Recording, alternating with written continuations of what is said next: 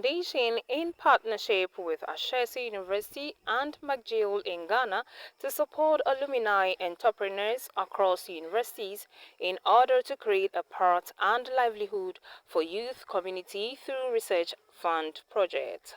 Speaking with the media, the principal investigator for Ashesi University, Mr. Gordon Adumja, established their collaboration goal with the universities in Ghana to start venture from a professional point of view.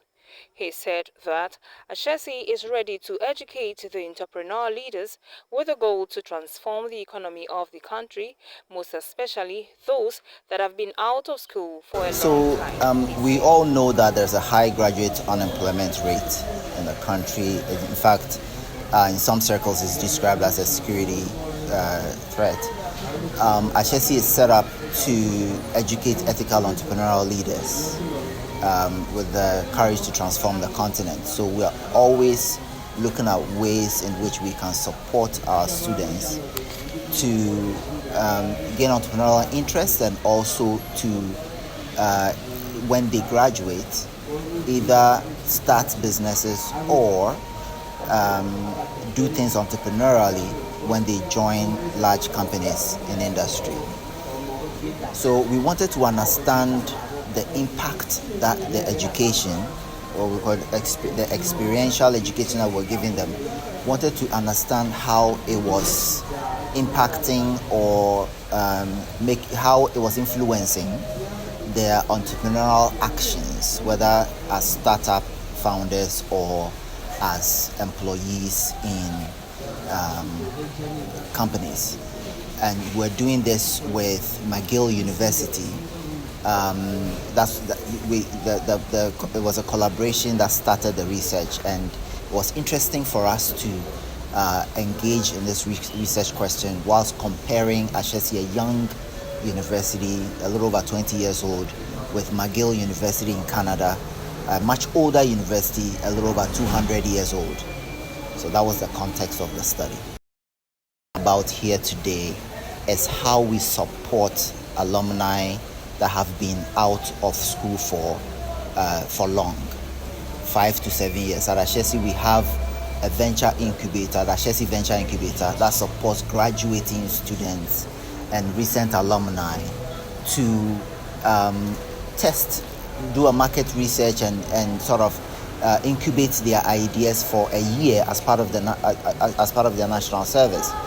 But when we conducted the research, it was clear to us that there were a lot of alumni who were employed in industry, in large companies, with entrepreneurial ideas that were waiting to start.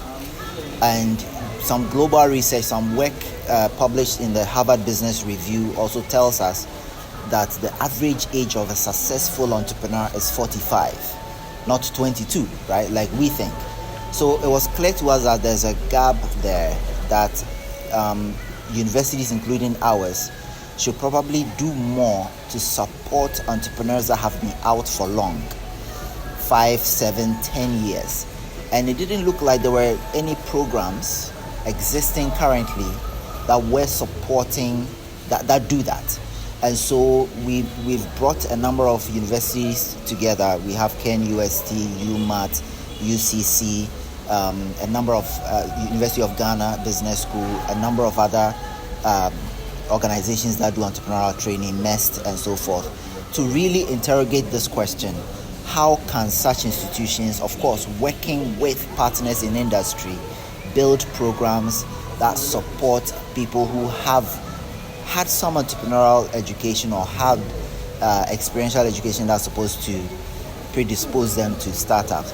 How can we build programs with industry to support people who are 5 to 7 years out, who are well established in industry, but are finding it difficult to start a business? And so we're hoping to learn from the other universities. But what we know is that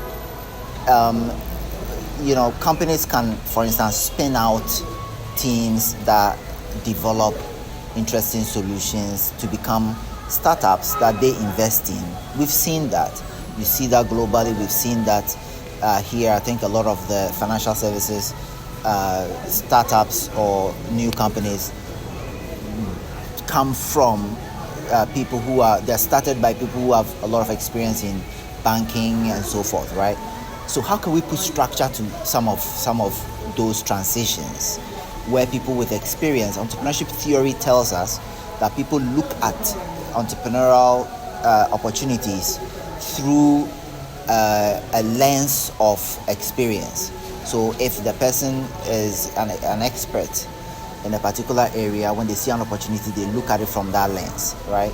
So if people have experience in industry 5-7 years and they have the entrepreneurial inclination, then the question is, how does a university work with the company to help this person start a business? Somebody once told me, well, then they come back for a master's degree or an MBA. But is that enough? Is that the right kind of medium or interaction or engagement that will make somebody an entrepreneur? Those are the questions we're asking. But you have a really good point in terms of how universities engage with their alumni. Like you said, it would strike you that a lot of people would just want the alumni to give back. So I think that feeds into this question. How can universities or entrepreneurship training programs build programs that support their alumni to then develop businesses, be successful, so that the giving back is in larger numbers, right? Larger amounts. So I think it's an interesting way of looking at it. We have a lot of content. If you take any school, there is a lot of content that is being provided to the students, the ones that are enrolled now.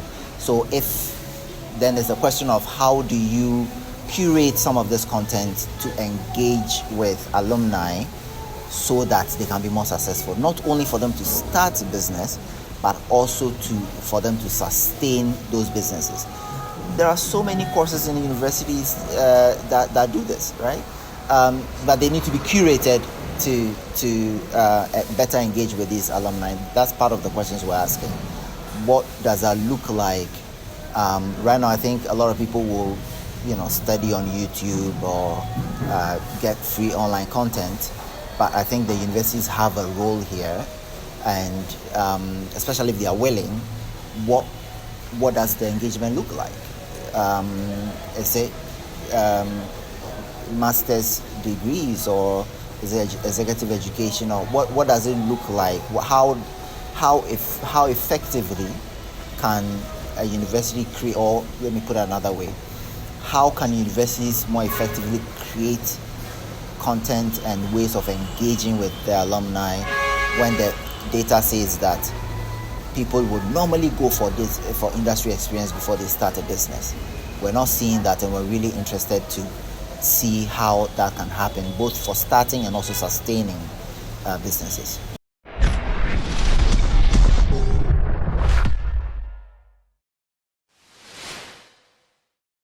Thank you for watching Nation One TV. Kindly subscribe for more news updates.